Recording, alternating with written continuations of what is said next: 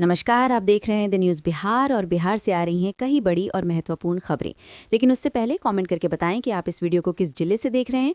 और हाँ, आप अगर इस चैनल पर नया हो तो सब्सक्राइब करना ना भूलें। तो चलिए नजर डालते हैं राज्य की दिन भर की मुख्य हलचलों पर। उद्योग विभाग ने नए स्टार्टअप्स के लिए सीड फंड की राशि बढ़ाने का प्रस्ताव दिया है, जिससे युवाओं को अपना बिजनेस शुरू करने में मदद मिलेगी। भागलपुर और पूर्णिया में 13 मार्च को एक दिवसीय रोजगार मेले का आयोजन किया गया, जिसमें 15 से अधिक निजी कंपनियों ने हिस्सा लिया। दूसरे राज्यों में काम करने वाले बिहार के श्रमिकों के लिए प्रवासी श्रमिक सहायता पोर्टल को अपडेट किया गया है, ताकि आपात स्थिति में मदद मिल सके। मुजफ्फरपुर और वैशाली के किसानों को शहद उत्पादन के लिए आधुनिक तकनीक और प्रोसेसिंग यूनिट्स पर 50% सब्सिडी देने की योजना शुरू हुई।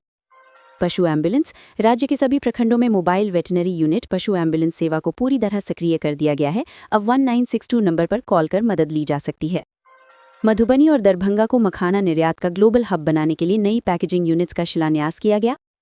पटना से जनकपुर के बीच चलने वाली बसों की संख्या बढ़ाने पर परिवहन विभाग ने सहमति दी है। पटना की बोरिंग रोड और बेली रोड पर सेंसर आधारित स्मार्ट पार्किंग सिस्टम का ट्रायल 13 मार्च से शुरू हुआ। दानापुर रेल मंडल ने होली के दौरान प्लेटफॉर्म टिकट की बिक्री पर अस्थायी रोक लगाने पर विचार किया है, ताकि भीड़ को नियंत्रित किया जा सके। कैमूर वन्यजीव अभयारण्य को टाइगर रिजर्व घोषित करने की प्रक्रिया के तहत सीमांकन का कार्य 13 मार्च को पूरा हुआ। बिहार की पारंपरिक कला टिकुली आर्ट को बढ़ावा देने के लिए पटना हाट में विशेष प्रदर्शनी का आयोजन किया गया। मद्य निषेध दिवस के उपलक्ष्य में स्कूलों और कॉलेजों में नशा मुक्ति की शपथ दिलाई गई और जागरूकता रैलियां निकाली गईं। जल संसाधन विभाग ने गंडक और कोसी नदी के संवेदनशील तटबंधों पर जियो बैग बिछाने का काम शुरू किया है, ताकि मानसून में कटाव को रोका जा सके। अग्निशमन विभाग ने संकरी गलियों के लिए 50 नए मोटर बाइक फायर टेंडर को बेड़े में शामिल किया है, जो छोटी आग बुझाने में सक्षम होंगे। राज्य सरकार ने घोषणा की है कि पुराने कुओं का जीर्णोद्धार कर उन्हें भूजल पुनर्भरण ग्राउंड वाटर रिचार्ज इकाइयों में बदला जाएगा। बिहार सरकार ने सौर ऊर्जा से चलने वाले कृषि पंपों के लिए कुसुम सी योजना के तहत पंजीकरण की प्रक्रिया फिर से शुरू की है। पटना के पास रामचक बैरिया में कचरे से बिजली बनाने वाले संयंत्र के विस्तार के लिए नई मशीनों का परीक्षण 13 मार्च को किया गया। ईंट भट्टों के लिए अब जिगजैग टेक्नोलॉजी अनिवार्य कर दी गई है। नियमों का उल्लंघन करने वाले 12 भट्टों को सील करने का आदेश दिया गया। सोनपुर मेले के मैदान को साल भर पर्यटन केंद्र के रूप में विकसित करने का ब्लूप्रिंट तैयार किया गया। मिथिला पेंटिंग और भागलपुरी सिल्क के कारीगरों को अंतर्राष्ट्रीय बाजार से जोड़ने के लिए नए एक्सपोर्ट हब की घोषणा। जल संसाधन विभाग ने 13 मार्च को समीक्षा बैठक कर तटबंधों की मरम्मत का काम 15 जून तक पूरा करने का लक्ष्य रखा। खाद्य सुरक्षा। होली के त्योहार को देखते हुए मिलावटी खोया और पनीर बेचने वालों पर छापेमारी के लिए विशेष टीमें गठित की गईं।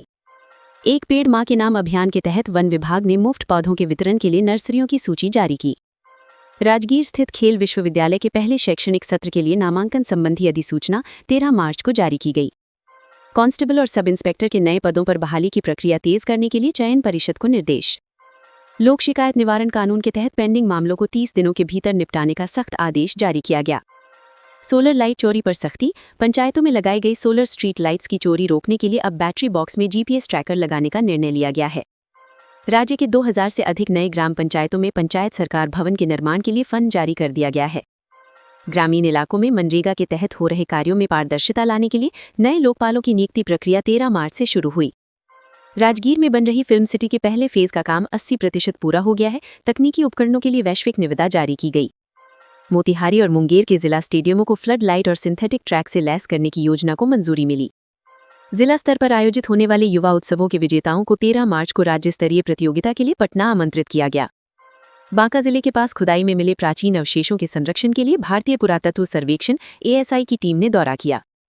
भागलपुर के सुल्तानगंज से कहल गांव के बीच गंगा में डॉल्फिन की गणना के लिए वन विभाग ने विशेष सेंसर आधारित बोट्स का उपयोग शुरू किया। पटना और मुजफ्फरपुर में बढ़ते प्रदूषण को देखते हुए निर्माण स्थलों पर एंटी स्मॉग गन का प्रयोग अनिवार्य कर दिया गया है।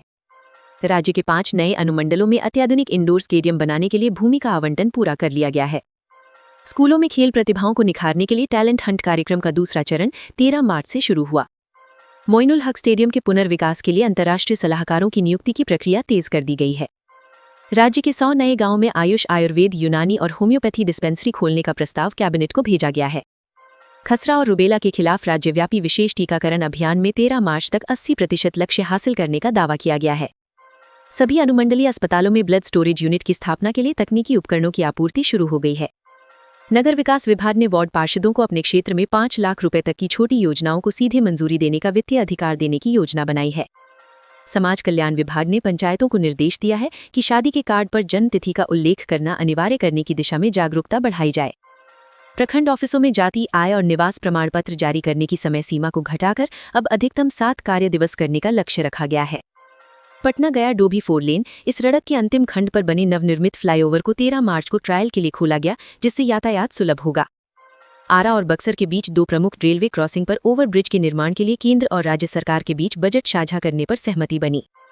मुजफ्फरपुर और बिहार शरीफ में मुख्य सड़कों पर स्मार्ट सेंसर लाइट लगाई जा रही हैं, जो अंधेरा होते ही खुद जल जाएंगी। पटना के श्री कृष्ण विज्ञान केंद्र में राज्य स्तरीय विज्ञान नाटकोत्सव का आयोजन हुआ, जिसमें स्कूली बच्चों ने पर्यावरण और तकनीक पर संदेश दिया।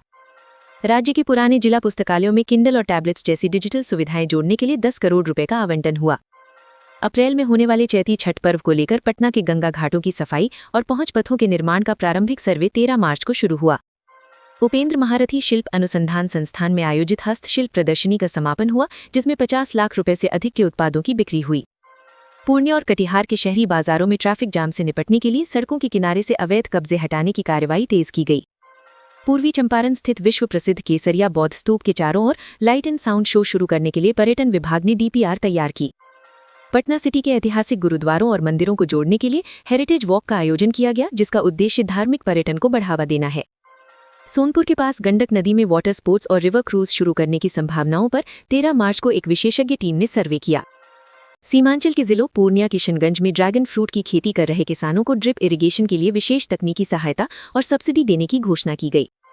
खरीफ सीजन के लिए हर प्रखंड में 2 बीज ग्राम विकसित किए जाएंगे, जहां किसानों को उन्नत किस्म के बीजों का उत्पादन करना सिखाया जाएगा। बिहार मक्का के बाद अब मशरूम उत्पादन में देश के शीर्ष राज्यों में शामिल होने के लिए महिला स्वयं सहायता समूहों को मुफ्त स्पॉन बीज वितरित कर रहा है। पटना के प्रमुख चौराहों पर 50 नए स्मार्ट बस शेल्टर लगाए जा रहे हैं, जहां यात्रियों को बसों की लाइव लोकेशन और समय की जानकारी मिलेगी। नगर निगम अब बड़े नालों पर हुए अवैध निर्माणों की पहचान के लिए ड्रोन सर्वे का सहारा लेगा, जिसकी शुरुआत 13 मार्च से की गई। भागलपुर के स्टेशन रोड और खलीफा बाग चौक पर ट्रैफिक दबाव को कम करने के लिए नए वन वे नियमों का ट्रायल रन शुरू हुआ।